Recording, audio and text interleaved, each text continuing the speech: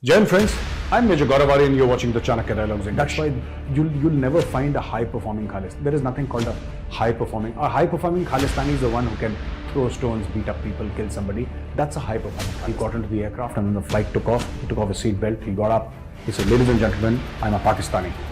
As soon as he said, "I'm a Pakistani," everybody reached for their wallets and to check, whether it's.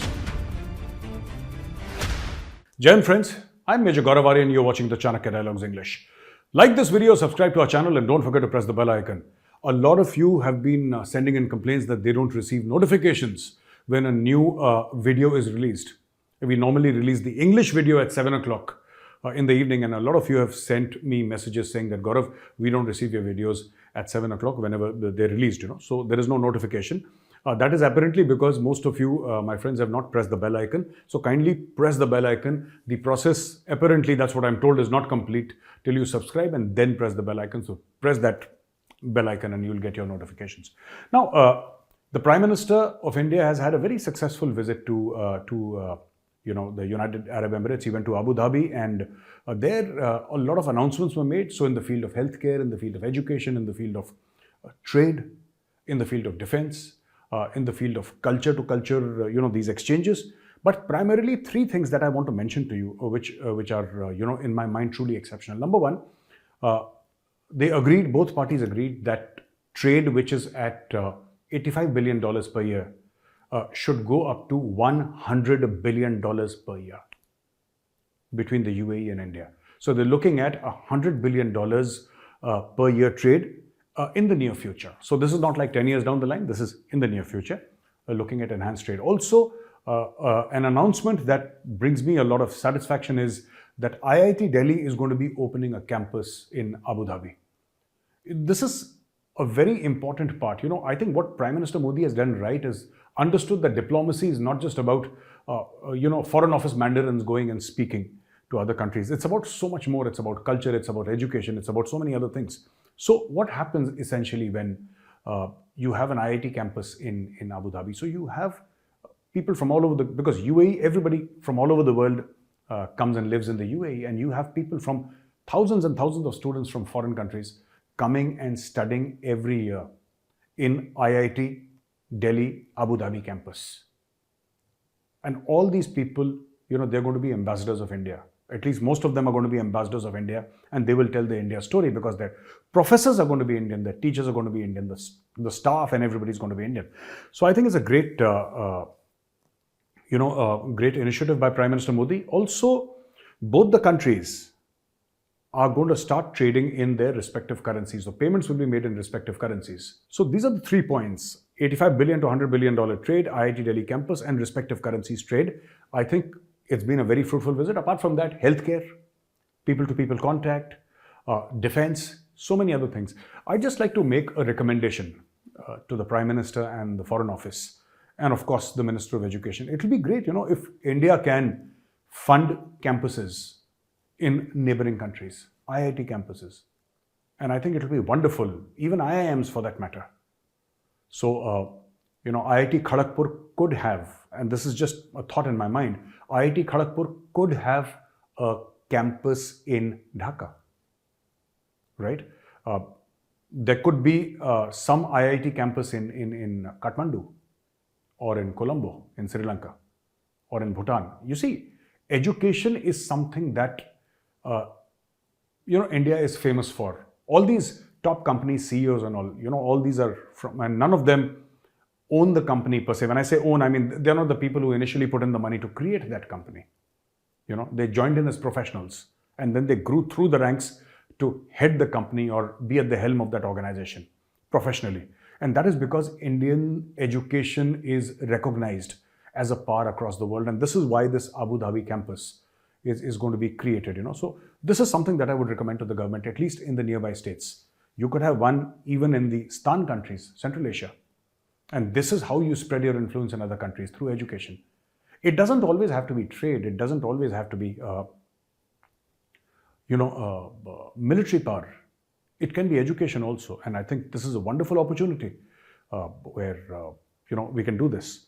Another thing which I'd like to say is that the Indian government must tie up with the government of Nepal, to develop a tourism sector. Nepal has a lot of tourists, right? But let us not forget that Kathmandu has Pashupatinath. And what can be a greater honor for a country like Nepal? You know, it would have been, had Pashupatinath ji had been in India, it would have been such a great honor for India also, for any country. And I think this is something that India and Nepal must get into. You know, special tourism for Pashupatinath ji and developing infrastructure in and around the Pashupatinath temple. I have been there once and it's an amazing place. You must go. It's an amazing place. You'll find so much of peace and tranquility. And I'm going to go there again one day and say thank you for all the good things that have happened to me. So this is something that India must focus on. Apart from that, in San Francisco, you're aware that, a few weeks back, Khalistanis had torched the Indian consulate in San Francisco. They had set fire to the Indian consulate in San Francisco. Now, what the Indians have done is, the Indian community in San Francisco, what they have done is, they have organized a peace march. And dozens of them got together, they took up flags and they organized a peace march. And they went in front of the consulate and they, said that we support you and we love you and we are there with you, we stand with you. Also, they encouraged and they sort of petitioned, I would say rather, petitioned the American government to, crack down heavily on terrorists. Ladies and gentlemen, this is the difference between the two. There is a word in Sanskrit also used in Hindi called sanskar, between the Khalistanis, and they are essentially American terrorists. So there is no country called Khalistan. So wrong to call them Khalistanis, but it's just a reference phrase, nothing more than that. So these American terrorists who identify as Khalistanis, their education level is low. Most of them are uneducated. Most of them have got fake certificates made and have landed up in Canada or the UK or the US or any other part of the world. Essentially a lot of fakery, right? And that's why you'll never find a high-performing Khalistani. There is nothing called a high-performing Khalistani is the one who can throw stones, beat up people, kill somebody. That's a high-performing Khalistani. Otherwise, they have no useful contribution to make to the world, right? Now, essentially what I'm trying to say here is that, this whole thing about how, two kinds of people are shaping up, and Indians of all religions, Hindus, Muslims, Sikhs, Christians, of all castes and communities in India on one side, and these pathetic animals, so-called Khalistanis, everywhere, right? Carrying a foreign passport by lying and cheating, not because they were worth it, not because they were professionals, not because of anything else, just because they told lies about political victimization in India, all because they wanted to go and settle down in Canada or some other foreign country. There is no harm in settling down in a foreign country if you find that your chances of, your economic chances are better there. You must go there. There is no harm in it. And, I too have relatives abroad. But nobody lies about his own country and goes outside.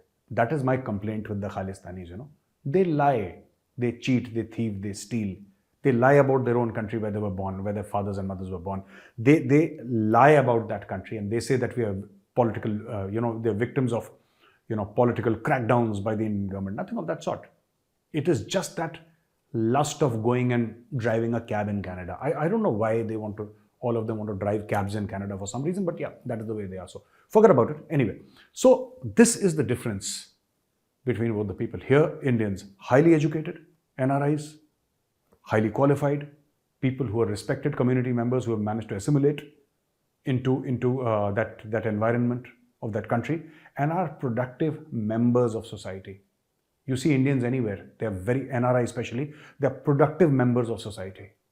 They are respected, they are welcomed, they are honored everywhere that they go. Khalistanis, everybody wants to keep away because you don't know what these rats will do, So just keep them at arm's length. That is the reputation of Khalistanis. So when the Khalistanis go, they burn, they pillage, right? This is what they do. When the Indians go, they conduct a peace march, they talk about peace, they talk about prosperity, because that is what India brings to the table. You see, Khalistanis derive inspiration from Pakistanis. What is Pakistan famous for? Terrorism, violence, killing people. That is what Pakistan is famous for. Drugs. You see, This is what Pakistan is famous for. So when Pakistan creates a Khalistan narrative, what are Khalistanis going to be famous for? Exactly the same things that Pakistan is famous for. Right? Religious extremism. Now, as I said before, and I've said it many times, these Khalistanis are not Sikhs. In fact, they're not even humans. But, well, they're there.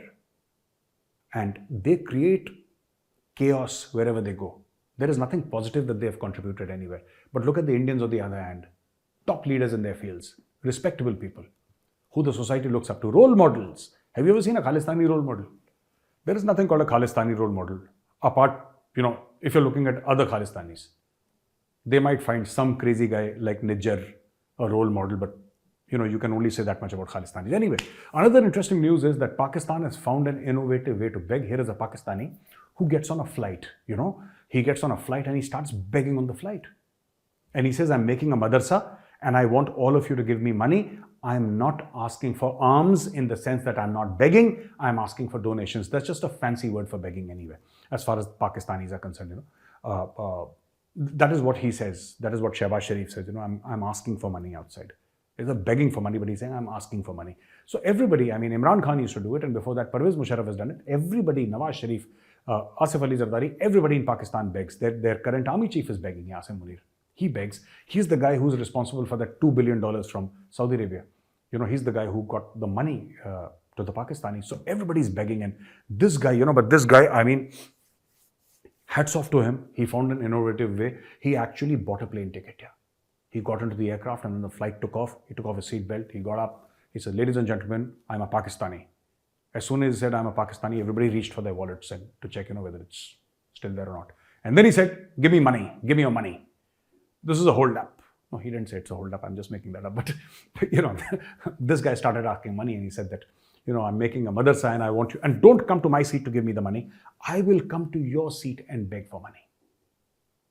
And this is what he did. So, ladies and gentlemen, this is Pakistan for you. And amazing, yeah? Just amazing how these people managed to get through from one day to the other. So, thank you for watching this video, ladies and gentlemen. Like this video, subscribe to our channel, and don't forget to press the bell icon like I told you, Go to that bell icon and just smash it. Jai Hind, Vande Mataram, Bharat Mata Ki Jai.